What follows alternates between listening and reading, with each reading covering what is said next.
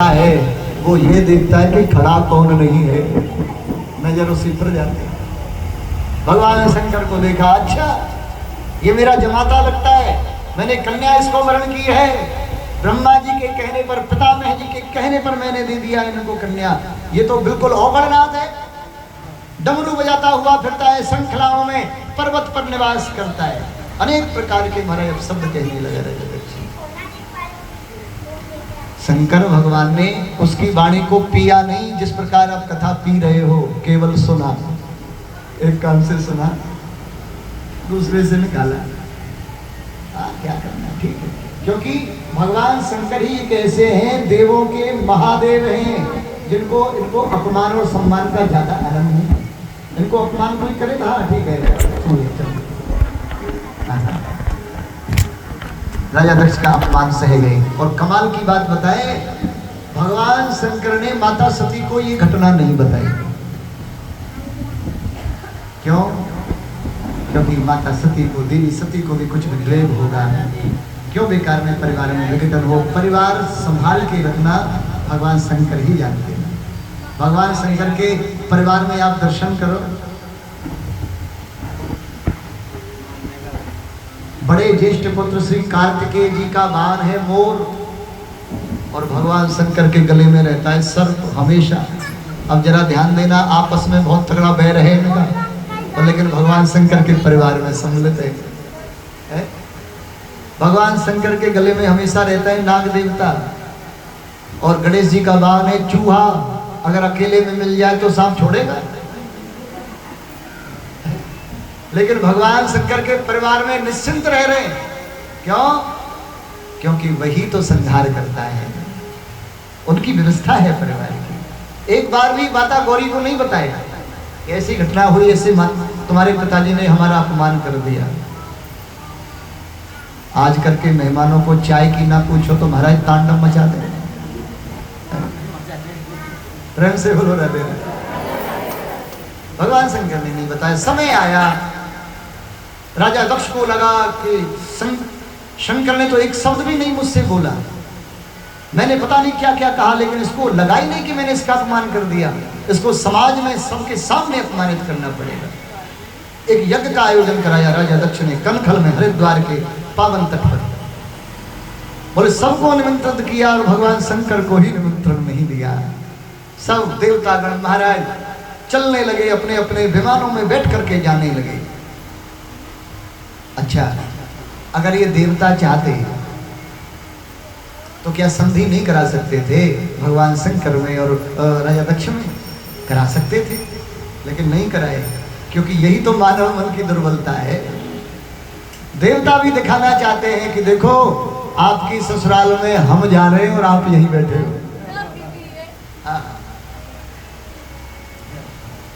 प्रतिस्पर्धा महाराज होता है ना कभी कभार।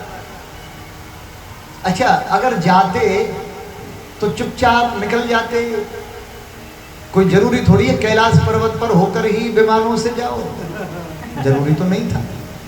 हालांकि 2 पहिया की गाड़ी की मजबूरी है कि रोड पर चलती है, 4 पहिया की गाड़ी है कि मजबूरी है कि रोड पर ही चलेगी, ट्रेन की मजबूरी है कि पटरी पर ही चलेगी। अब जरा ध्यान देना, इन विमानों की इतनी बड़ी मजबूरी तो नहीं है कि वो कैलाश पर्वत पर होकर ही जाए, वो घूम कर भी जा सकते थे, लेकिन दिखाना चाह रहे हैं। अच्छा चलो कोई बात नहीं, रास्ता वो ही होगा मान लिया जाए, तो चुपचाप चले जाते। ढोल नगाड़े बजाने की क्या जरूरत थी? ढोल नगाड़े बजाते जाते, करही कल गाना सती बिलो के व्योम विमाना, चलही जात करही कल गाना। चले, तुरंत पूछा माता सती ने, प्रभु ये देवतागण कहाँ जा रहे हैं? भगवान शंकर ने निश्चिंत होकर कह दिया, देवी आपके पिताश्री ने बड़ा सुंदर यज्ञ का आयोजन किया है, हमारे पिताजी ने, आपके ससुर साहब ने यज्ञ किया है, कितनी सुंदर बात है, करना ही चाहिए, चलो हम भी तैयारी करते हैं प्रभु, हम सब चलेंगे। हाँ देवी चलना तो था, हमारा भी मन था हम जरूर जाते, लेकिन क्या करें, हमें तो उसकी सजा दी जा रही है कि जिसमें हमारी खता ही नहीं है। मन तो हमारा था, लेकिन क्या करें, पत्रिका नहीं आई। अरे प्रभु, आप तो बहुत विद्वान हैं, आप तो सब जानते हैं, सत्संग में माता पिता के घर में कोई निमंत्रण की जरूरत ही नहीं होती, मंदिर में क्या निमंत्रण की जरूरत, जाना चाहिए, बिना बुलाए जाना चाहिए। बोले देवी बात तो सत्य कह रही है, लेकिन गोस्वामी जी लिखते हैं एक बड़ी सुंदर युक्ति लिखते हैं, आब नहीं आदर नहीं, नैनन नहीं स्नेह, तुलसी वहाँ न जाइए, चाहे कंचन बरसे में। चाहे कंचन की बरसात यानी सोने की बरसात क्यों ना हो रही हो महाराज, नहीं जाना चाहिए जहां पर आपका जानबूझकर अपमान किया जा रहा हो। बताए माता सती नहीं मानी, नंदी आदि गणों को भगवान शंकर ने भेज दिया, जाइए आप जाइए, आपका मायका है, आप नहीं मानोगी, क्योंकि कहा जाता है अपनों को एक बार समझाओ, दो बार समझाओ, तीसरी बार समझाओ नहीं, खुद समझ जाओ कि अब ये नहीं समझेगा। भगवान शंकर भी नेत्र बंद करके बैठ गए। अरे हो गई वही जो राम रचि राखा, को कर तरक बढ़ावे साधा। हो गई वही जो राम रचि राखा, को गई तरक बढ़ावे साधा। हो गई वही जो राम रचि राखा, को कर तरक बढ़ावे साधा। हो गई वही जो राम रचि राखा, को करी तरक बढ़ावे साधा। राम जी की इच्छा पर छोड़ दिया बाबा शंकर ने, जो होगा वही रचा, राम जी ने जो रचा है। माता सती गई, जैसे ही पहुंची माता सती को मिली कौन, उनकी मातोश्री। आहा, जैसे ही माता मिली, सादर भले ही मिली एक माता, भगनी मिली बहुत मुस्काता। आहा, भगनी मिली महाराज, भगनी कौन, बहन। भगनी मिली कम, मुस्कुराई ज्यादा। ओहो सती तू आ गई, आहा, हमने तो सुना है पिताजी ने तुमको निमंत्रण नहीं दिया, फिर भी तू आ गई, पर चलो अच्छा है तुम आ गई, बहुत बढ़िया, लेकिन हम होते ना तो हम नहीं आते। मिल कम रही है, मुस्कुरा ज्यादा रही। बाबा लिखते ना, भगनी मिली बहुत मुस्काता। आजकल वो शंकरानंद कुछ करते हैं कि बस ऐसे डमरू अमरू बजा रहे हैं, कुछ करते भरते भी हैं। अच्छा, माता सती इन वाक्यों पर ध्यान ही नहीं दे रही।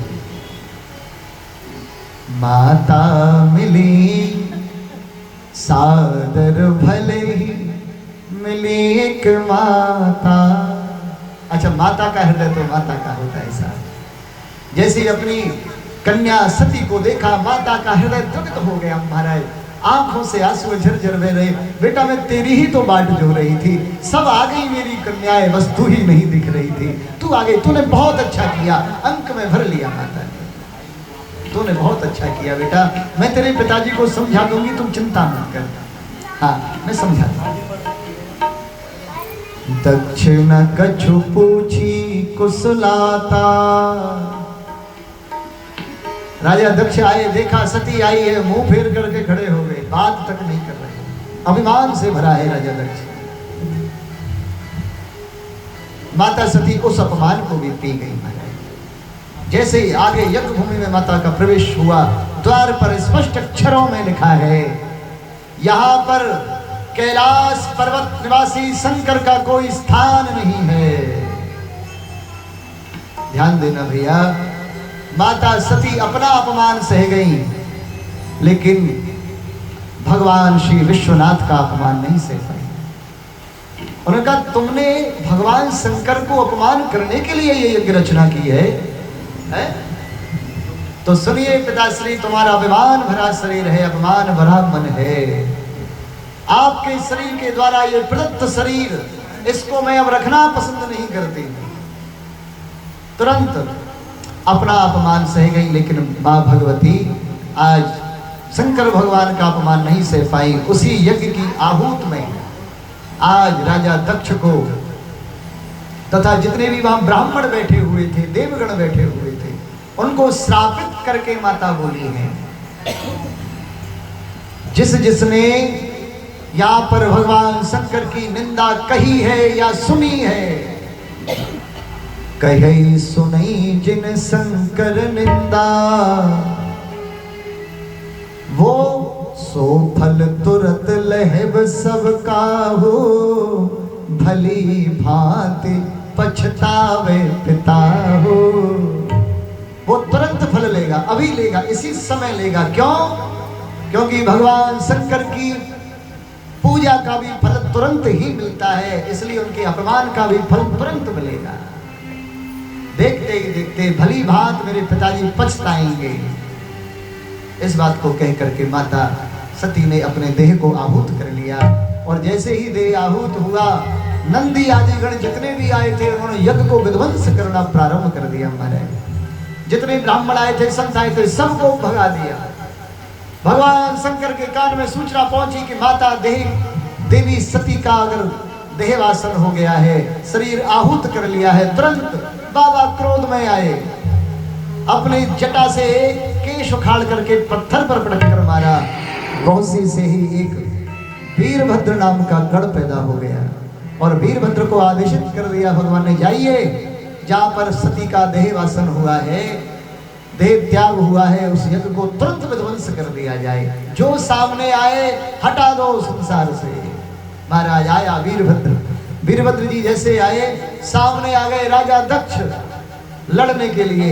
एक ही इशारे में, एक ही महाराज हाथ का ऐसा इशारा किया, राजा दक्ष का सर धड़ से अलग हो गया। राजा दक्ष का सर धड़ से अलग हो गया। सब ब्राह्मण संत सब भाग गए महाराज, अपनी जान बचा करके। सब देवता गण भाग गए।